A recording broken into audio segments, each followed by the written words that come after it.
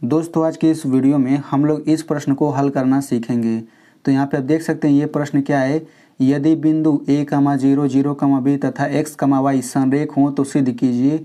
इतना हमें सिद्ध करना है, ठीक है। तो ये वीडियो कक्षा 10 वालों के लिए बहुत ही महत्वपूर्ण है। ये महत्वपूर्ण इसलिए है क्योंकि इस प्रकार का क्वेश्चन आपके बोर्ड एग्जाम में आने का चांस बहुत ही ज़्यादा है। और जब भी आपको इस प्रकार का क्वेश्चन आएगा तो वो 4 अंकों का आता है। मेरे पास पिछले साल का कई पेपर मौजूद है, उसमें इस प्रकार का क्वेश्चन पूछा गया है। मैं यहाँ पे आपको दिखा देता हूँ। जैसे आप देख सकते हैं कि 2022, यहाँ पे देखिए 2022 का पेपर है। तो इसमें आप लोग देख सकते हैं कि यहाँ पे ये क्वेश्चन पूछा गया है। तो हम लोग इसी क्वेश्चन को हल करेंगे और इसी प्रकार का बहुत सारा क्वेश्चन बनाया जा सकता है। जैसे मैं यहाँ पे और आपको दिखा देता हूँ। देखिए इसको अगर हम लोग आगे देखेंगे तो देखिए 2022 का ये दूसरा पेपर है। तो इसमें आप लोग देख सकते हैं यहाँ पे क्वेश्चन है, इतना ये तीनों बिंदु दिया गया है और हमें सिद्ध करना है कि इतना हमें सिद्ध करना है, ठीक है। देखिए यहाँ पे 4 अंकों का ये भी पूछा गया है। अब यहाँ पे मैं आपको और भी दिखा देता हूँ। देखिए यहाँ पे देखिए 2020 का पेपर है और इसमें आप लोग देखना चाहें तो देखिए यहाँ पे पूछा गया है।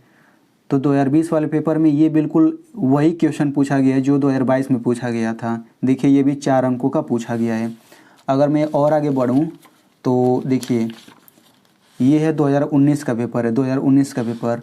तो इसमें भी देखिए यहाँ पे ये क्वेश्चन पूछा गया है कि यदि बिंदु ए बी सी ये 3 बिंदु है और ये तीनों संरेख हैं तो x और y के बीच संबंध बताना है। तो ये भी बिल्कुल उसी तरह से लगेगा जैसे हम लोग इसको हल करेंगे, ठीक है। तो अब आप समझ सकते हैं कि ये वीडियो आपके लिए कितना महत्वपूर्ण है। तो चलिए हम लोग इसे हल करते हैं। तो सबसे पहले हम ये समझेंगे कि आखिर संरेख का मतलब क्या होता है। तो इसको आप लोग ध्यान से समझिएगा। देखिए यहाँ पे क्या बोला, यहाँ पे बोला है कि यदि बिंदु इतने इतने इतने संरेख हो तो सिद्ध कीजिए ये। तो संरेख का मतलब होता है, देखिए रेख लगाए ना, मतलब अगर 3 बिंदु एक ही रेखा में हों तो उनको संरेख बोला जाता है। जैसे मान लीजिए एक बिंदु यहाँ पे है, दूसरा बिंदु यहाँ पे, तीसरा बिंदु यहाँ पे। अगर हम फीट से एक रेखा खींचें ऐसे और अगर ये जो रेखा है इन तीनों से टच होकर जाए तो हम लोग कहेंगे ये तीनों बिंदु संरेख हैं। लेकिन मान लीजिए एक बिंदु यहाँ पे, दूसरा बिंदु यहाँ पे, तीसरा बिंदु यहाँ पे, तो इनको मिलाएंगे तो ऐसे होगा, इनको मिलाएंगे तो ऐसे होगा। तो आप देख सकते हैं कि ये तिरछा बन जा रहा है, यानी कि ये तीनों बिंदु संरेख नहीं है, ठीक है। तो आई होप आपको समझ आ गया होगा संरेख किसे कहते हैं। तो वैसे ये तीनों बिंदु संरेख है तो हमें ये सिद्ध करना है, ठीक है। तो जब संरेख है तो यहाँ पे हम क्या करेंगे, एक सीधी रेखा से खींच लेते हैं, यहाँ पे सीधी रेखा, और यहाँ पे पहला बिंदु को दिखा देते हैं और यहाँ पे दूसरा बिंदु को दिखा देते हैं, यहाँ पे तीसरा बिंदु को दिखा देते हैं।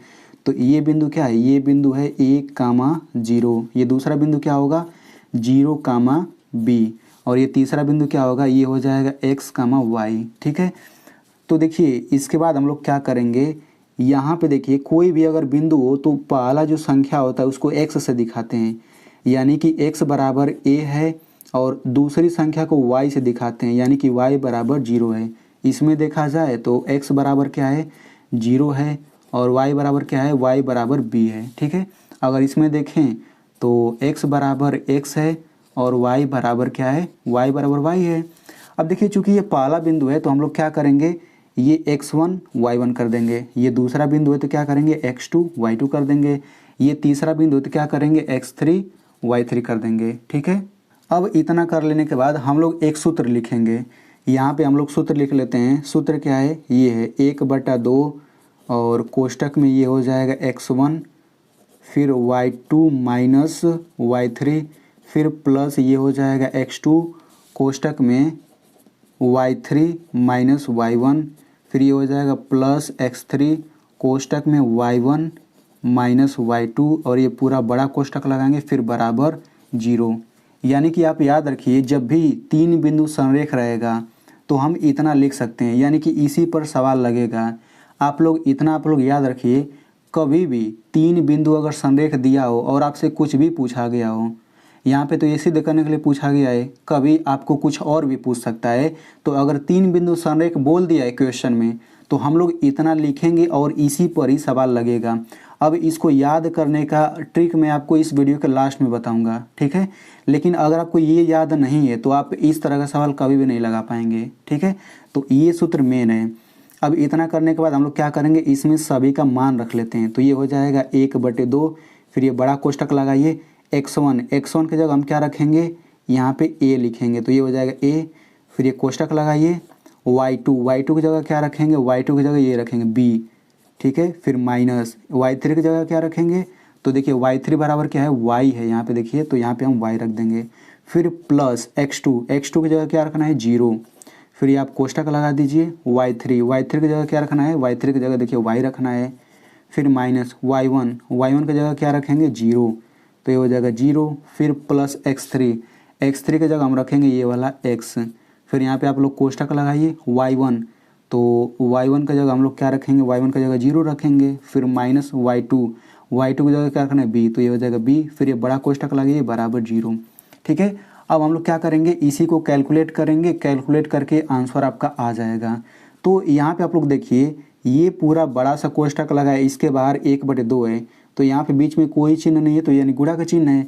तो ये 1/2 जो है गुणा है, तो बराबर के इधर आएगा, तो 0 के बटा नीचे आ जाएगा 1/2। यानी कि आप इतना समझ लीजिए, कुल मिला के 1/2 यहाँ पे है, तो इधर भेजेंगे तो पूरा 0 हो जाएगा। तो समझिए कि 1/2 गायब हो गया।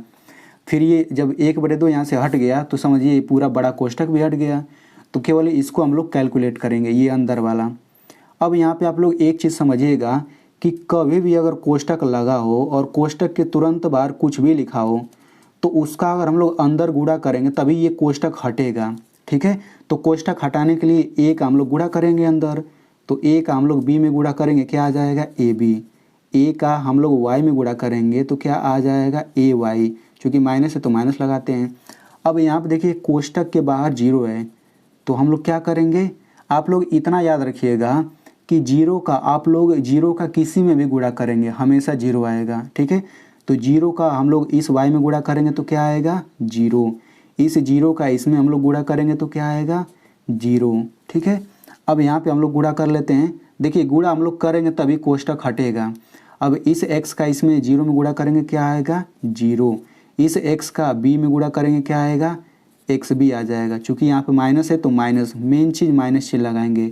अब यहाँ पे एक क्या आ जाएगा, बराबर 0। अब यहाँ पे देखिए, यहाँ पे 0 को हम घटाएं या फिर जोड़ें कोई फ़र्क नहीं पड़ता है, यानी कि समझिए ये सब 0 पूरा हट जाएगा। बचेगा क्या, ab माइनस ay, और ये बचेगा माइनस xb बराबर 0। यहाँ पे देखिए 0 यहाँ पे जोड़ा गया है, 0 घटाया गया, यहाँ पे जोड़ा गया है, कोई फ़र्क नहीं पड़ेगा। जैसे मैं आपको कहूँ कि 4 में 0 जोड़ेंगे तो क्या आएगा, 4 ही आएगा। 4 में से अगर हम 0 घटाएं क्या आएगा, 4 ही आएगा। वैसे यहाँ पे 0 को जोड़ा जाए चाहे घटाया जाए, पूरा यही तो आएगा, ठीक है।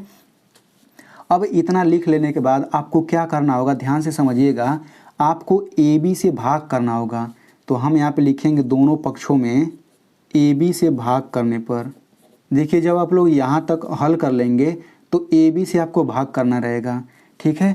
तो यहाँ पे आप लोग कैसे जानेंगे कि AB से भाग करना होगा, तो यहाँ पे देखिए अगर पहला बिंदु a,0 हो और दूसरा बिंदु 0,b हो, अगर ये दोनों बिंदु फिक्स है, फिर आपको तीसरा बिंदु यहाँ पे कुछ भी दे दे और सिद्ध करने के लिए बोल दे, तो आप इतना याद रखिएगा, जब भी आप लोग सवालों को हल करेंगे तो वहाँ पे AB से ही भाग करेंगे, ठीक है।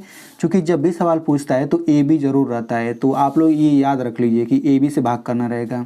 तो आप भाग करिए।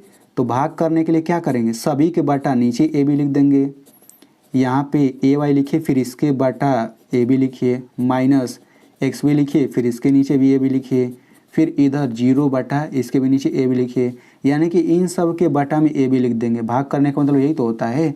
अब देखिए यहाँ पे दोनों सेम से में कट के 1 आ जाएगा, यहाँ पे A से A कट जाएगा, यहाँ पे B से B कट जाएगा। अब देखिए 0 बटा AB है, तो AB से भाग करेंगे तो 0 ही तो आएगा।